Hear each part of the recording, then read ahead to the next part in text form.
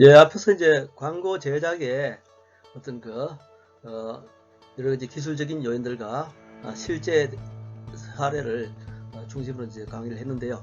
자, 이제 대망의 마지막 수업입니다. 자, 제가 이제 실질적으로 이제 이론적으로 수업하는 마지막 수업인데, 그 마무리는 바로 이제 여러분들이 만든 작품을 이제 멋지게 프레젠테이션을 한번 해보는 그런 기술과 그런 실제를 한번 제가 설명을 드려보겠습니다. 자, 오늘 강의 주제는 프레젠테이션의 기술과 실제입니다. 자, 프레젠테이션을 할 때 중요한 세 가지 요소가 있어요. 자, 첫째, 이야기 내용입니다. What to say. 광고에서도 What to say가 있죠. 네, 무엇을 전달할 것인가. 프레젠테이션도 마찬가지 What to say. 이게 굉장히 중요합니다. 두 번째는 How to say. 전달 방법입니다. 즉, 어떻게 전달할까. 여러 가지 이제 기술적인 문제들이죠. 방식이라든가, 그 다음 이제 도구라든가, 이런 기술적인 요인들. 또 세 번째는 how to look. 어떻게 보이게 할 것인가. 태도의 문제입니다. 어떻게 보이게 할 것인가. 청중들한테 내가 얼마만큼 자신있어 보이게 하는가. 열정적으로 보이게 하는가. 정확하게 보이게 하는가. 예. 그 점을 어필하는 세 가지 방법. 세 가지 요소. 무엇을 전달할까? 어떻게 전달할까? 어떻게 보일까? 예, 이 점이 이제 프레젠테이션의 핵심 3요소입니다. 자, 또 다른 말로 하면 설득의 원리에서 세 가지 중요한 것은 프레젠터, 그리고 내용, 청중 이라고 하는 거하고 별반 차이가 나지 않습니다. 자, 중요한 또 여기서 이제 하나의 개념이 있어요. 메르비안의 법칙. 여러분들 요거는 이제 기억해 줬으면 좋겠습니다. 자, 우리가 프레젠테이션을 할 때 있어서 제일 중요한 것이 뭐라고 생각됩니까? 아까 이야기의 내용, 그 다음 방법, 그 다음 태도 있었죠. 자, 뭐가 중요한 것 같아요? 자, 보통 이제 이야기의 그래도 내용 아닐까 라고 생각하기 쉬운데 전혀 의외의 그런 조사 결과가 나왔습니다. 자, 미국 캘리포니아 대학교의 심리학 교수 앨버트 메르비안 박사의 이론에 따르면 프레젠테이션에서 가장 중요한 요인은 태도라고 이야기합니다. 55%의 비중을 차지한다고 얘기했어요. 그 다음에 중요한 것이 전달 방법이 38%를 차지하고, 그 다음 이제 내용은 정작 그렇게 차별화되지 않는다고 이야기합니다. 7% 정도의 비중을 가질 정도밖에 되지 않다고 이야기합니다. 그래서 이 이론은 효과적인 소통에 있어서 말보다는 비언어적 요소인 시각과 청각의 중요성을 그만큼 강조하는 그런 이론이라고 이제 할 수 있겠습니다. 자, 이 점 여러분들이 꼭 마음속에 킵했으면 좋겠습니다. 자, 우리가 이제 어떤 데이터는 보통 이제 오감을 통해서 처리가 되는데요. 가장 많은 비중을 차지하는 게 바로 이제 두뇌, 인지적 처리입니다. 83%. 그 다음에 이제 청각 11%. 그 다음에 후각. 그 다음에 이제 촉각. 촉각이 이제 3%고 후각이 2%고 시각은 1% 정도라고 이야기합니다. 그래서 이제 의외로 눈을 통해서 데이터 처리하는 양은 그렇게 이제 많지 않아 보이죠. 예. 가장 중요한 것이 이제 인지적 처리. 예, 중요하죠.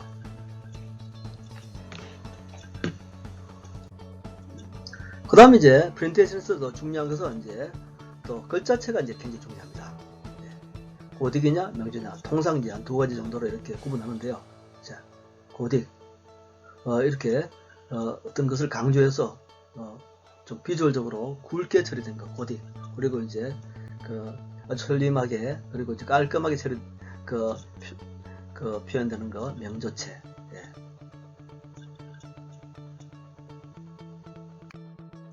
그 다음에 색상도 중요한데요. 색상에서 중요한 것은 이제 일관성이 중요합니다. 이렇게 막 빨간색, 파란색, 초록색, 마구 중구난방으로 쓰게 되면 굉장히 혼란스럽죠. 그래서 어떤 색상의 어떤 이데올로기, 어떤 그 일관성 이런 게 좀 지켜줘야 되고요.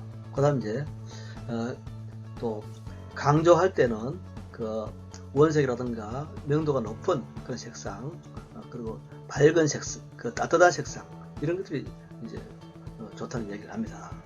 그리고 이제 또 가독성을 높이기 위해서 안정감을 키우기 위해서는 어떤 색상을 쓰는 게 좋겠다 이런 것도 우리가 잘 이렇게 고려를 해야 됩니다. 그래서 이제 이럴 때는 색채 심리를 갖다가 우리가 어느 정도 공부를 하는 것이 필요할 것 같아요. 자, 그 다음은 이제 프렌테이션에서 이제 중요한 게 시간입니다. 시간은 길어도 프레젠테이션은 30분을 넘지 말라는 얘기가 있습니다. 그만큼 청중들은 집중하기가 쉽지 않기 때문이죠. 우리 강의도 마찬가지지 않습니까? 자, 보통 이제 5분 내에 집중을 시키고, 그 다음 이제 30분 정도의 이제 피크, 하이라이트를 가져가고, 그 다음 이제 50분을 넘지 말라. 이렇게 해서 이제 우리가 강의 시간은 보통 50분을 가져가고 있는데요. 자, 프레젠테이션은 저보다 좀 더 압축해서 30분 정도로 이야기를 끝마쳐야 된다고 생각하면 되겠습니다. 예, 보통 이제 30분 정도가 되면, 점점 이제 거의 바닥을 칩니다. 집중도가. 예. 그래서 이때 이제 잠시 좀 쉬어주는 게 좋죠. 예, 굳이 이제 30분 이상 해야 될 경우에는 잠시 브레이크를 갖다가 한 1, 2분 하고 잠시 이제 가벼운 음악을 듣는다거나 뭐 차를 한 잔 같이 마시자고 한다거나 가볍게 다른 어떤 재미나는 영상을 한번 이렇게 들어준다거나 이렇게 해서 잠시 브레이크를 가지고 나서 다시 또 이어가는 게 좋을 것 같아요. 자, 프레젠테이션은 이제 설득 커뮤니케이션인데요. 아무리 내용을 전달하고 싶어도 훌륭한 생각을 가지고 있어도 상대에게 전달되지 않으면 이해가 되지 않습니다. 그래서 전달하겠다는 어떤 강박관념, 그런 어떤 중압감, 의무감만으로 이제 거의 전달이 실패하죠. 자신의 의사를 정확히 전달하고 인식시켜서 그리고 납득시키까지 해야지 궁극적으로 신뢰감을 갖고 또 원하는 행동을 하게 될 것입니다. 성공적인 프레젠테이션이라는 것은 정리를 하면요, 이야기하는 사람 자신이 주제와 내용을 완벽하게 이해하고 숙지하고 있을 때 가능합니다. 그리고 또 이야기하는 사람이 듣는 사람에게 메시지를 명료하게 표시했을 경우 그것이 또 이제 성공할 확률이 높고요. 듣는 사람이 그 메시지를 이야기하는 사람으로부터 또 어느 정도 수용하는 그런 또 자세도 필요하죠. 그래서 인터랙티브가 이제 그만큼 중요하다는 얘기입니다. 네, 때로는 이제 질문하고 또 대답하고 하는 그 문답식 프레젠테이션도 또 많이 하지 않습니까? 바로 이제 이런 점을 고려하기 때문이죠. 자, 그럼 지금부터 그 프레젠테이션을 어떻게 하면 잘할 수 있을까? 백문이불여일견입니다. 다른 사람들이 잘하는 고수들이나 아니면 동료들이나 선수들이 실제로 프레젠테이션을 하는 것을 우리가 잘 보는 게 중요할 것 같아요. 그래서 제가 대학생 광고 경진대라든가 프레젠테이션 대회에서 이 수상한 그런 팀들의 프레젠테이션 영상을 제가 한번 구해봤습니다. 그래서 이것을 여기에 여러분께 소개하려고 합니다. 자, 한 3가지 영상을 차례차례 이렇게 한번 보고 넘어가도록 하겠습니다. 자, 이제 2012 대학생 프레젠테이션 경진대회를 시작하겠습니다. 첫 번째 팀은 유니브 PT입니다. 큰 박수로 맞이해 주시기 바랍니다.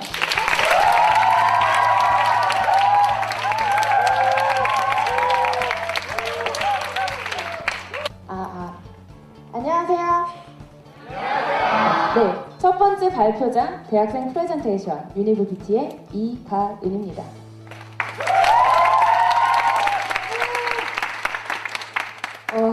진짜 많이 오셨네요. 여기 대학생이신 분. 손! 오, 이층도 대부분이 대학생이시죠? 저도 대학생인데요. 우리 학교에는 전자출결기가 있어요. 혹시 아시나요? 네. 이게 좋은 게요. 10분 전까지는 지각이 안 돼요. 그러니까 9분 59초까지는 괜찮다는 건데 그래서 조금 늦을 것 같아도요. 여유 부리면서 그냥 갈 때가 있어요. 근데 꼭 이러면 늦죠? 정문부터 늦을 것 같아. 막 달려요. 강의실로 막 달려서 학생증을 딱 찍는 순간 10분으로 바뀌면서 지각. 저는 속으로 외칩니다. 진짜 1분만. 우리는 어려서부터 시간이 중요하다고 배웠습니다. 그리고 조금씩 커가면서 시간을 더더욱 중요시하게 됐죠. 하루 24시간, 분으로 하면 1440분, 초로 하면 계산이 안 되나요? 86,400초. 이 시간을 어떻게든 잘 활용하고 싶고 이 시간을 놓쳐버리면 되돌리고 싶다는 생각을 많이 하죠. 여러분 많이 하시지 않나요? 어마한 시험 범위를 다 보지도 못했는데 지금 당장 시험이야. 혹은 진짜 큰맘 먹고 휴학했는데 지나고 보니 한 게 아무것도 없습니다. 사실 저는요 지금도 일주일 전으로 돌아가고 싶습니다. 아니 일주일이 안 된다면 어제로라도 돌아가고 싶어요. 어제로 돌아간다면 분명 이러고 있던 시간 아껴서 연습을 한 번 더 하진 않았을까. 지금 순서를 기다리고 있는 다른 발표자분도 마찬가지일 거예요. 하지만 우리는 그 어떤 방법으로도 시간을 되돌릴 수는 없습니다. 지나간 시간은 이미 버려진 건데. 그럼 이건 어떨까요? 버려진 시간을 줍는다. 이 버려진 시간을 줄 수는 없을까? 어떻게 생각하세요? 있다고? 또? 없어요. 제가 시간을 되돌릴 수는 없지만요. 버려진 시간을 주울 수는 있었습니다. 주워서 여러분 앞에 있는 그 종이컵에 담을 수도 있었습니다. 그리고 오늘 제 이야기를 듣고 집에 돌아가시면요. 여러분 모두 시간을 주워 담는 방법을 눈에 아주 잘 보이실 겁니다. 우리는 외모에 관심이 참 많죠. 우리 모두 예뻐 보이고 싶고요. 멋있어 보이고 싶습니다. 저도 그렇고요. 오늘도요. 여러분 앞에 선다고 저는 나름대로 거울을 보고 화장을 하고 옷을 고르고 패션의 완성이라고 할 수 있는 액세서리까지 신경을 쓰고 왔습니다. 제가 빼놓은 게 한 가지가 있네요. 그 중에서도 가장 중요하다는 머리요. 오늘 괜찮나요? 네. 예뻐요? 네. 고마워요. 여성분들 흔히 스타일을 좀 바꾸고 싶어 하면 가장 흔하게 하는 게 염색을 하거나 펌을 하거나 머리를 자르거나. 남자분들도 여러 가지 이유로 머리에 변화를 줍니다. 그중 가장 와닿을 거는 남자분들 군대 갈 때. 진짜 짜증날 것 같아. 이때 기분 어때요? 머리 밀 때? 완전 싫어. 우리는 이렇게 기분이 좋을 때나 나쁠 때나 봄을 타거나 가을을 타거나 여름이거나 겨울이거나 혹은 나라를 지키러 갈 때나 머리를 자릅니다. 혹은 변화를 주죠. 그리고 잘랐던 머리를 다시 기르는데 얼마 정도 시간이 걸릴지 짐작이 가능합니다. 좀 더 과학적인 조사에 의하면요. 모발은 하루에 0.35mm가 자라서 한 달에 약 1cm가 자란다고 합니다. 때문에 머리를 자르고 나서 좀 짧게 잘랐나? 마음에 안 들어도요. 몇 달만 기르면 되니까 별로 대수롭지 않게 생각하죠.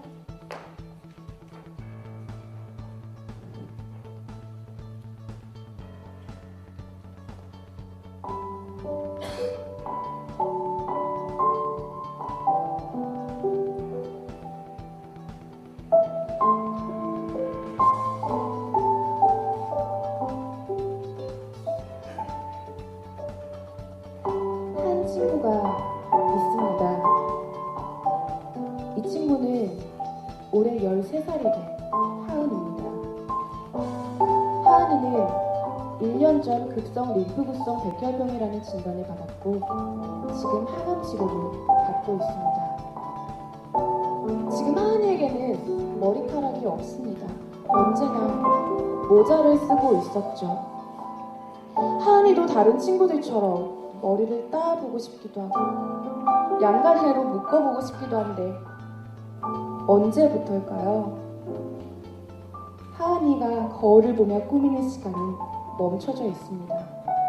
계속 빠져버려 나지 않는 머리카락을 보면서 하은이는 어떤 마음이 들까요? 우리가 뭐 머리 금방 자라니까 하는 그런 생각이요. 이 친구는 왜 내 머리는 금방 자라지 않지?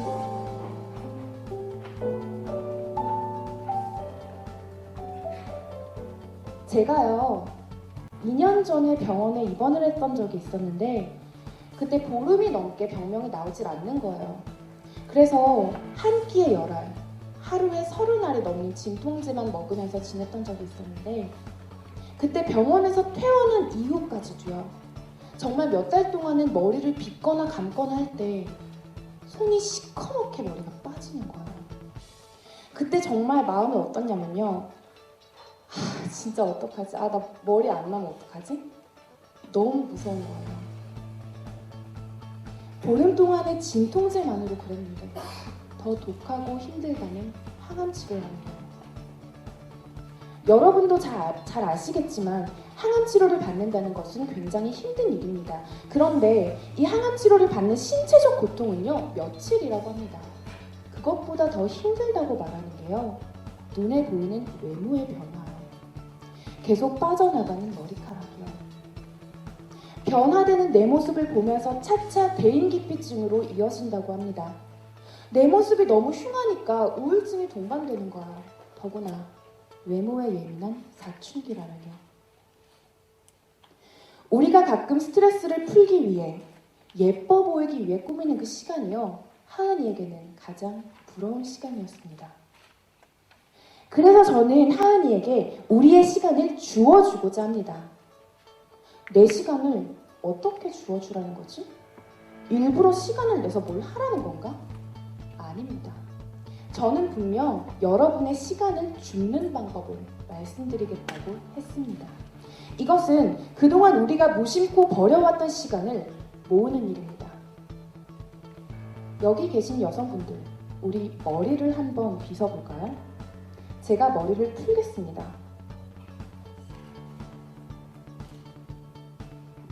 평소 이렇게 머리를 넘기죠? 그렇죠? 이때 한 올 한 올 빠지는 머리카락이요. 우리는 그동안 이걸 이렇게 버려버렸습니다. 나의 시간이 담긴 이 머리카락은요. 무슨 말이냐고요? 25cm 이상의 머리카락, 1cm의 한 달, 25cm의 머리카락이 자라려면 25개월, 약 2년이라는 시간. 이 한 올의 머리카락은 나와 2년이라는 시간을 함께한 것. 그렇다면 그동안 나의 희노애락이 담겨져 있는 것. 하지만 지금까지는 그냥 버려져 왔던 이 시간은요, 다시 죽자는 겁니다. 주어서 나와 함께했던 이 시간이 하은이에게 새로운 시간이 되도록 해주는 건 어떨까요? 사실 정말 솔직히요, 진짜 솔직히 말해서 처음에는 이 PT 대회, 프레젠테이션 대회를 준비한다고 시작했어요. 네, 맞아요. 근데 이게 하다 보니까요, 직접 조사해보고, 직접 만나보고, 직접 이야기해보고 하니까 진짜 이게 아닌 거예요. 그리고 정말 쉬운 일이었다는 거, 누구나 할 수 있는 건데 아무나 하고 있지는 않더라는 거예요. 그동안 나는 그렇게 특별한 사람이고 싶었는데 그냥 나도 아무나였다는 거예요. 내가 먼저 이 시간을 모아보자고 생각한 뒤로는요, 떨어져 있는 머리카락을 한 올 한 올 볼 때마다 달라 보이는 거예요. 평소 같았으면 머리카락 이러고 탁 테이프로 찍어버릴 거. 내 시간이 담긴 머리카락 하면서 죽고 있었어요. 이게 하은이한테는 새로운 시간이 될 수 있는 건데 하면서 죽고 있었어요. 나에게는 정말 사소한 머리카락이었죠. 내 감정 변화에 따라 쉽게 자르기도 붙이기도 했던 머리카락이었죠. 머리를 감을 때, 말릴 때, 빗을 때 그냥 쓰레기통으로 버려졌던 머리카락이었죠.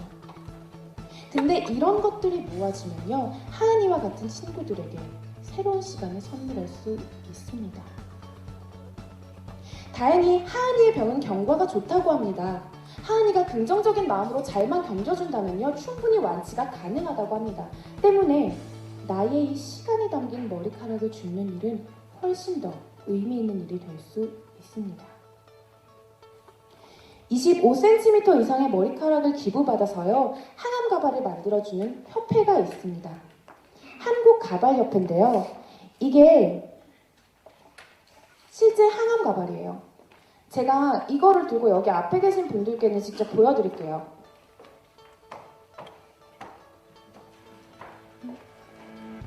이게 실제 사람 머리카락이거든요. 항암 가발은 일반 가발과는 다르게요, 위생적이어야 하기 때문에 100% 인모로 제작되어야 하고요, 환자의 치료에 도움이 되어야 한다고 합니다. 때문에 가격은 더 비싸겠죠. 그런데요, 이 협회에서 저희의 이야기를 듣고요, 오늘 여러분의 마음이 움직인다면 하은이를 위한 예쁜 가발을 만들어 주시겠다고 약속하셨습니다. 그래서 지금 내 머리카락을 뽑으라는 거냐? 내 머리카락은 25cm가 안 되는데 어쩌라는 거냐? 지금 당장이 아닙니다.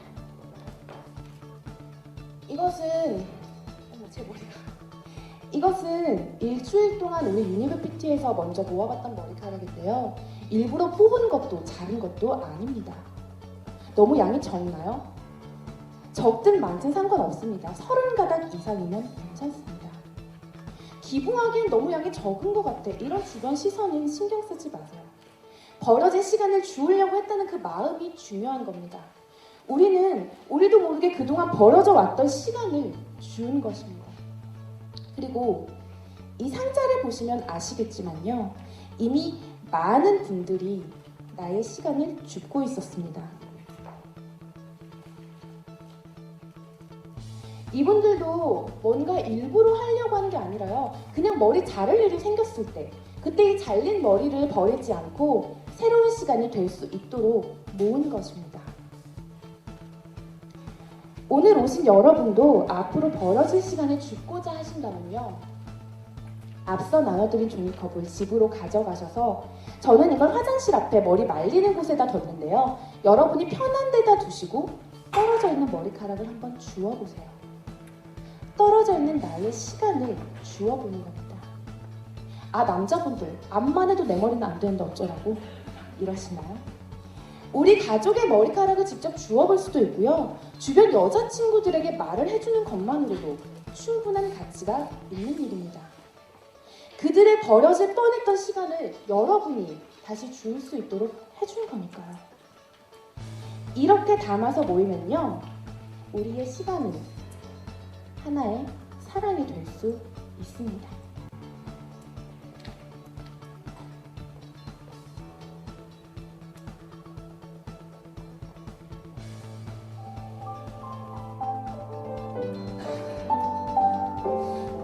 우리는 지나간 시간을 되돌릴 수는 없습니다. 하지만 버려져 있는 시간을 주울 수는 있습니다. 그리고 담을 수도 있었습니다. 25cm 이상의 머리카락, 25cm의 머리가 자라려면 25개월, 약 2년이라는 시간. 그 시간 동안에 나의 희노애락이 담겨져 있는 것. 어차피 나는 다시 쓸 수 없는 시간입니다. 어차피 나는 다시 쓸 수 없는 머리카락이에요. 그런데 하은이와 같은 친구들에게는 새로운 시간이 될 수 있었습니다. 우리에겐 지나가 버린 시간을 모아서 새로운 시간을 선물하는 일입니다. 지금까지 대학생 프레젠테이션 유니브 PT였습니다. 감사합니다.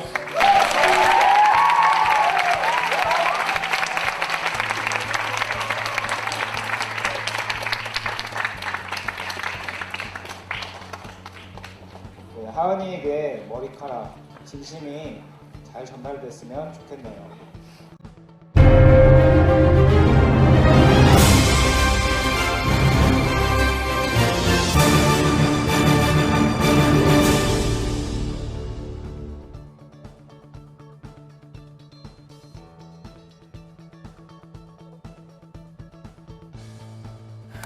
안녕하십니까? 잘 들리시죠?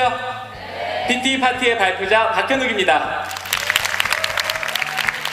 제가 꿈에서 이 질문을 한 것 같은데 저도 이 대회를 위해 사실 어제 미용실에 갔다 왔어요. 머리 괜찮은가요? 대답이 크시네요. 네.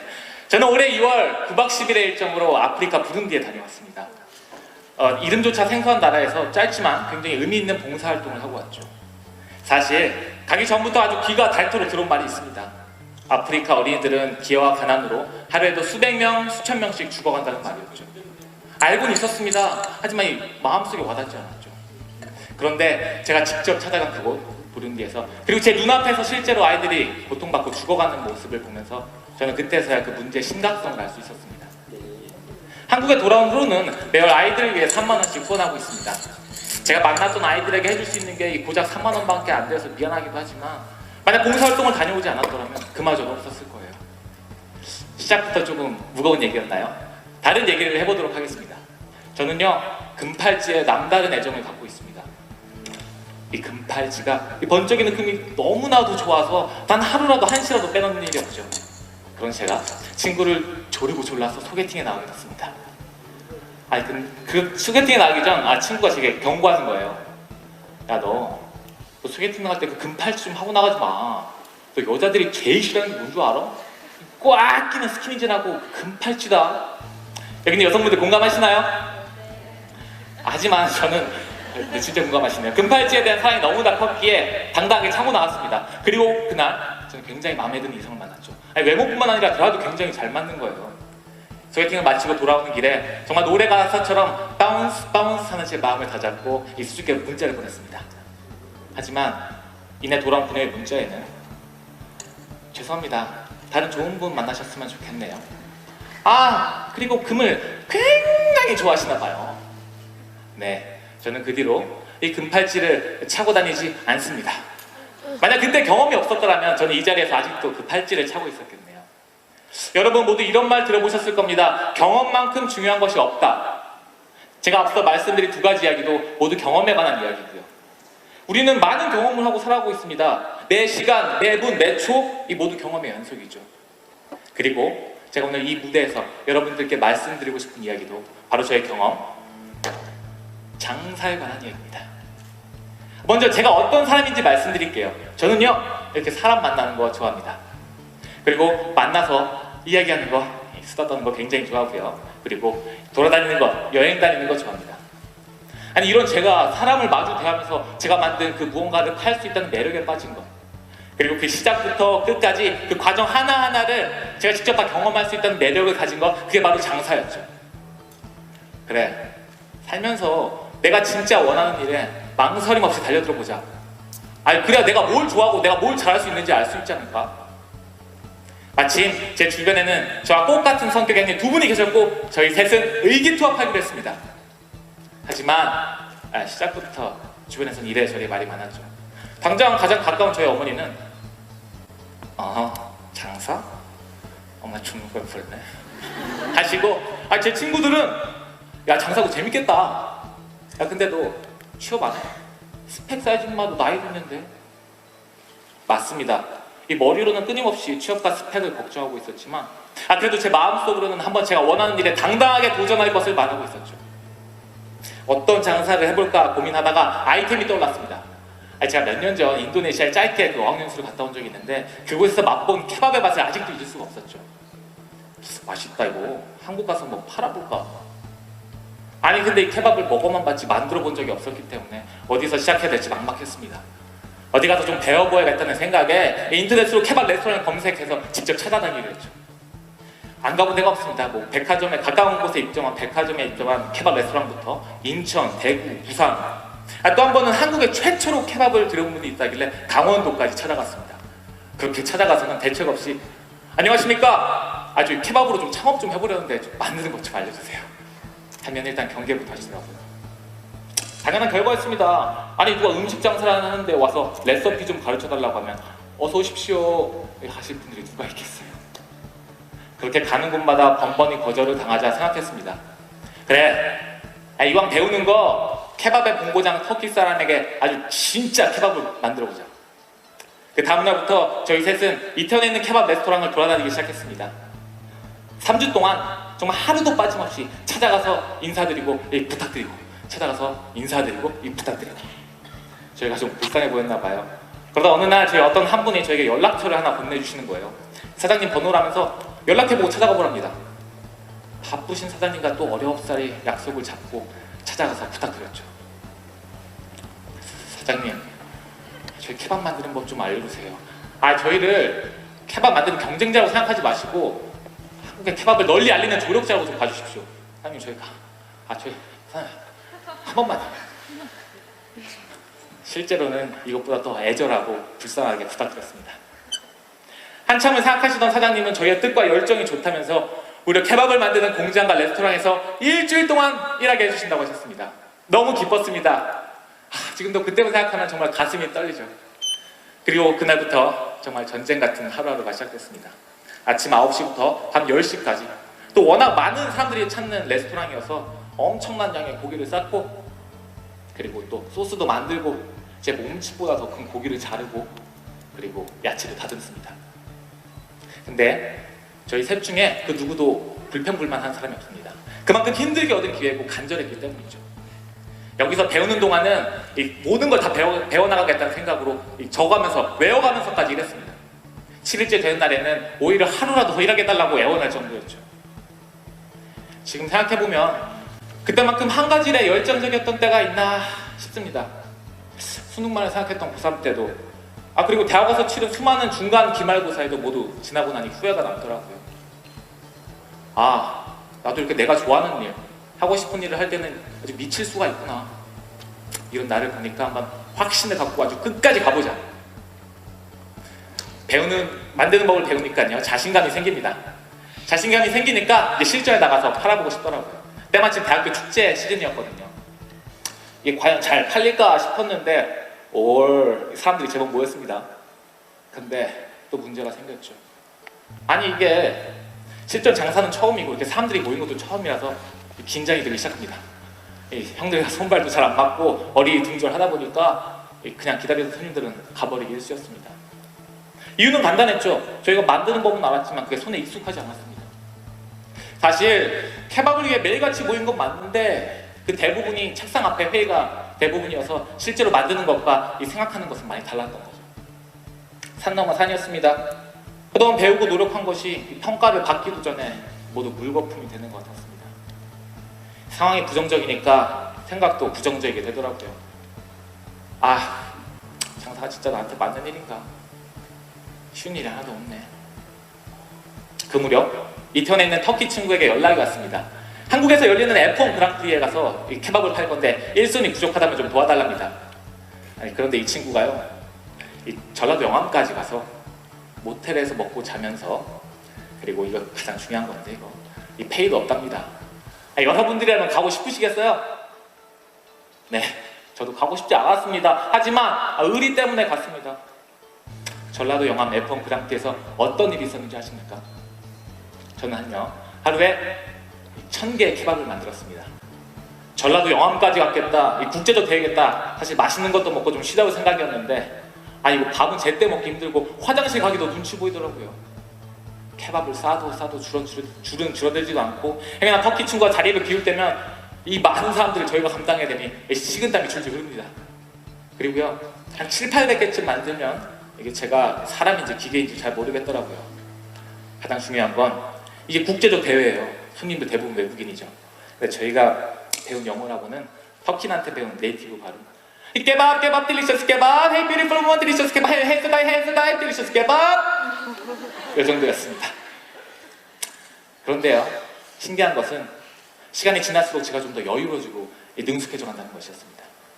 네, 완벽하진 않았습니다. 하지만 최소한 손님이 앞에 있어도 당황하지 않고 케밥을 만드는 것이 자연스러워지는 것이죠. 시간이 흘러서 올해 초부터는 드디어 저희만의 가게를 갖게 됐습니다. 이쁘죠? 이런 일련의 과정을 통해서 저희가 만든 케밥을 세상에 널리 알리고 이 평가를 받게 된 것이죠. 오픈하기까지의 과정을 통해 느낀 것이 있다면 제가 경험하고 직접 부딪혀보는 것만큼 나를 성장시키고 성숙시키는 것은 없다는 사실입니다. 왜 이런 말이 있잖아요. 사람의 본성은 어려움에 닥쳤을 때 나타난다. 저는 1년에 고비를 넘기면서 제가 남들보다 정말 쉽고 그리고 깊게 좌절하는 사람이라는 것을 알게 됐습니다. 하지만 또 반대로 제 특유의 낙천주의로 그 어려움을 적극적으로 극복하기에 노력한다는 것도 알게 됐죠. 저희가 만든 영상이 있습니다. 한번 보고 가도록 하겠습니다. 누군가는 좋은 집이 꿈이란 말 하죠. 누군가는 멋진 차가 꿈이란 말 하죠. 그때 나는 저 하얀 구름을 가르며 파란 하늘을 낳는 게 꿈이었죠. 날 수가 없다고 모두 말하지만 I believe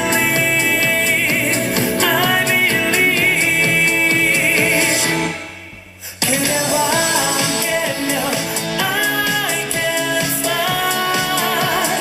나의 날개 너와 함께 I can fly 사랑해 눈부신 저 태양만큼 나의 곁에 있어줘 yeah. 나의 날개가 되죠 영원히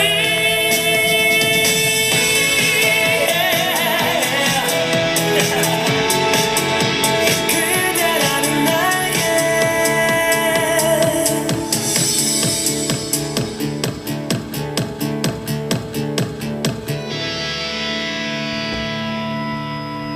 어떠세요? 저희가 만든 캡 한번 드셔보고 싶지 않으세요? 시간의 제약 때문에 미처 담지 못한 영상도 많습니다. 아니, 홍대 가서 하루 종일 일했는데 5개밖에 팔지 못했더니 종각에 가서 이제 좀 장사 좀 해보려 했는데 단속반이 떠서 도망가야 했더니 하지만요, 저는 이 과정을 통해 느낀 것이 한 가지 더 있습니다. 스펙! 여러분 모두 이 단어 한 번쯤은 들어보셨을 겁니다. 저는요, 근데 이 스펙이 Sum of passion, experience, and comprehension. 다시 말해서 열정과 경험을 통한 나에 대한 이해가 아닐까 이런 생각을 했습니다. 즉 시간이 조금만 흘러도 증발해버리는 그런 휘발유 같은 학점, 토익, 자격증이 아니라 시간이 지날수록 나를 더 든든하고 튼튼하게 떠받쳐주는 그런 나무의 뿌리와 같은 것이 아닐까 생각했습니다. 사실 이 무대에 서 있는 지금도 제게는 또 하나의 색다른 경험이에요. 이렇게 많은 사람들 앞에서 제 이야기를 한다는 것은 굉장히 쑥스럽고 창피한 일이지만 저는 이 대회를 준비하면서 제 스스로를 돌아볼 수 있었습니다. 또한 제가 정말 이렇게 많은 사람들 앞에서 이야기하는 것을 정말 좋아하는구나, 사랑하는구나 다시금 확신을 갖게 됐죠. 마찬가지로 여기 앉아 계신 여러분들에게도 제가 무대에서 15분은 색다른 경험이 되었습니다. 이 짧지만 않은 15분을 통해서 제가 전달하고자 했던 메시지가 여러분들의 가슴에 와닿기를 바랍니다. 여기 계신 여러분들도 내가 누구인지, 내가 무엇을 좋아하고 내가 어떤 것을 잘할 수 있는지 여러분들만의 경험을 통해 찾아나가시기를 바라면서 이 발표 마치도록 하겠습니다. 감사합니다.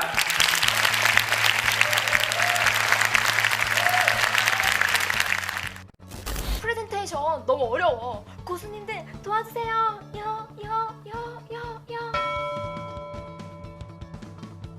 삼성 출신 갤럭시 S1부터 노트 7, S9 자, 이런 제품 나왔습니다 라고 이제 발표하는 일이 있죠. LG 출신 철 PT를 제가 한 해 약 100회 정도 진행을 했었고요. 저는 동물의 왕국을 저희 아버지 덕분에 참 어릴 때부터 많이 봤던 것 같습니다.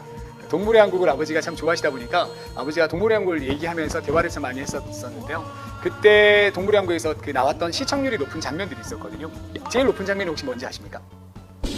사냥하는 장면은 두 번째였고요.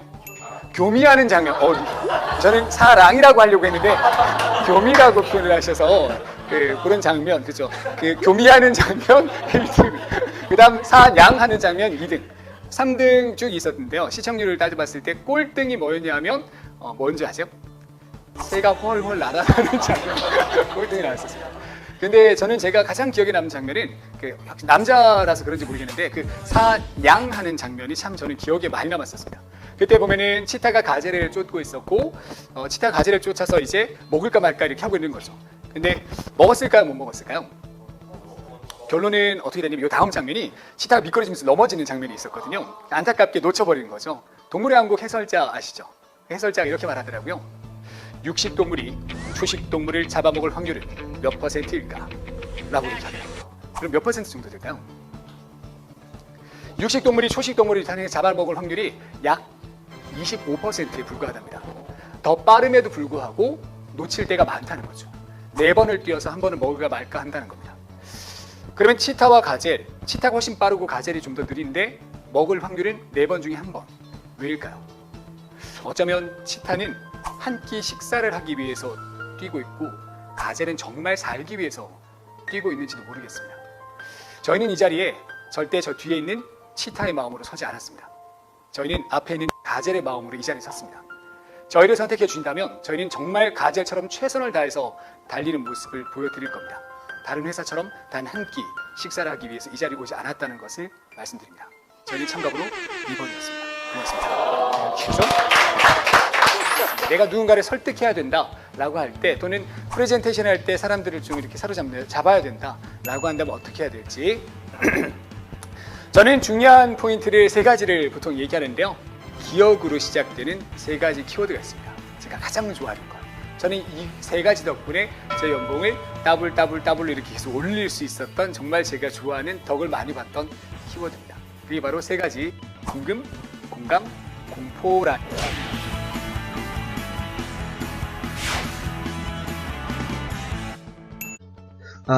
자, 오늘 수업도 이제 했었는데요. 크리에이티브 브리프를 한번 완성도 있게 한번 정리해 봤으면 좋겠습니다. 이 광고를 만드는 데 있어서 크리에이티브 브리프는 왜 중요한지 그 이유를 간단하게 설명을 하고요. 그다음 이제 여러분들이 이 계획하고 있거나 아니면 이미 경험한 그런 공모전 출품 주제가 있다면 그것을 선정해서 한번 크리에이티브 브리프에 담아보면 더 실제적인 그런 공부가 될 것 같습니다. 제품 특성, 커뮤니케이션 타겟의 어떤 특성, 광고 목표, SMP를 뭐라 그랬나요? 싱글 마인드 프로포지션. 네. 그리고 이제 뒷받침 요소 이런 것들을 갖다가 거기다가 이제 잘 나타낼 수 있도록 해주면 될 것 같아요. 그래서 궁극적으로 이제 여기서 그 크리에이티브 브리프에 담겨야 될 가장 핵심적인 요소는 바로 크리에이티브 컨셉입니다. 네. 그러니까 이제 맛있는 수다 한 조각이라든가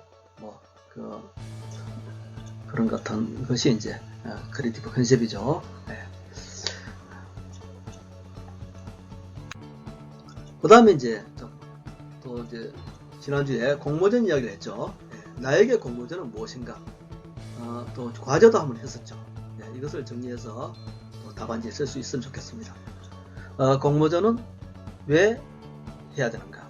그리고 얼마나 중요한가?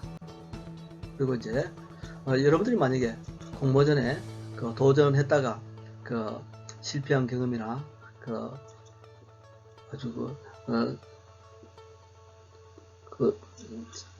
아주 작지만 그래도 이제 성공한 경험이 있다면 그것을 쓰고 왜 그렇게 되었는지 그 요인을 한번 분석해 보는 것도 필요할 것 같아요.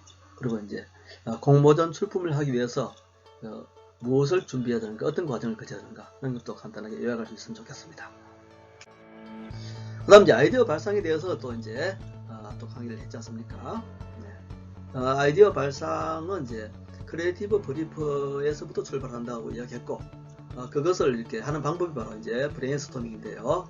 브레인스토밍의 어떤 개념과 그리고 과정 그리고 규칙 이런 것들 조금 여러분들 알고 있으면 좋을 것 같아요. 그 다음에 이제 또 브레인스토밍을 한 결과를 또 정리한 것이 뭐다? 썸네일이라고 그랬잖아요. 인쇄 광고의 경우는 썸네일, 그리고 영상 광고의 경우는 이제 러프 스토리보드 스케치라고 그랬죠. 그것을 하는 방법, 그리고 이제 거기에 어떤 들어가는 요소들, 이런 것들을 좀 알고 있으면 좋을 것 같습니다. 그 다음 이제 프레젠테이션 이야기를 했는데요. 프레젠테이션에서 이제 중요한 요소 3가지 이야기했죠. 내용, 그리고 방식, 그리고 이제 그 다음 태도, what to say, how to say, how to look, 무엇을 전달할 것인가, 어떻게 전달할 것인가, 어떻게 보일 것인가, 그게 중요하죠. 그 다음 이제 메르비안의 법칙, 또 이제 정리를 기억을 해두면 좋겠어요. 사우스 캘리포니아 대학교의 메르비안 박사가 이제 그 청중들이 프레젠테이션에서 이 중요하게 여기는 그 요소들을 비율을 내보니까 뭐가 제일 중요했다? 태도가 굉장히 중요하다고 얘기했지 않습니까? 활기차게 보이는가, 자신있게 보이는가, 그리고 정확하게 보이는가, 신뢰성이 있어 보이는가, 그런 것들이 굉장히 중요하다고 얘기했습니다. 나머지 요소들은 또 여러분들이 그 순서를 좀 기억해 주셨으면 좋겠습니다. 자, 그 다음 이제 또 중요한 게 크리에이티브 컨셉입니다. 크리에이티브 컨셉이란 무엇이냐? 찾는 방법을 한번 예를 한번 들어서 설명할 수 있으면 좋겠습니다. 제품에서 찾아본다, 소비자에게서 찾아본다, 경쟁 상황, 시장 상황에서 찾아본다, 아니면 이제 어떤 그 시대의 트렌드에서 찾는다, 뭐 이런 얘기도 했었죠. 제가 사례도 드렸고요. 그것을 여러분들이 가지고 있는 사례가 있다면, 여러분들이 찾은 사례가 있다면 그것을 대입해서 한번 설명할 수 있으면 더 좋겠습니다. 그 다음 창의적 발상에 도움이 되는 것과 방해가 되는 것 제가 설명을 했었죠. 자, 기억이 나나요? 선입견 얘기도 했었고, 또 고지식함 뭐 이런 것도 얘기했었고, 그 다음에 이제 또 좀 장난기 같은 거, 그 다음에 이제 어떤 적당한 휴식 같은 거, 뭐 자신감 이런 얘기도 이제 했었죠. 그런 것들 좀 더 혹시 이제 강의에서 언급되지 않은 것이라도 여러분들이 경험한 것들이나 여러분들이 알고 있는 것들이 있으면 거기 포함해도 좋겠습니다. 그 다음 이제 광고 표현에서 패러디나 비유 또는 상징을 활용하면 어떤 효과가 있을까? 그것도 이제 수업했던 내용이죠. 패러디. 패러디에 대해서 이참에 한번 확실하게 공부를 해두면 좋을 것 같습니다.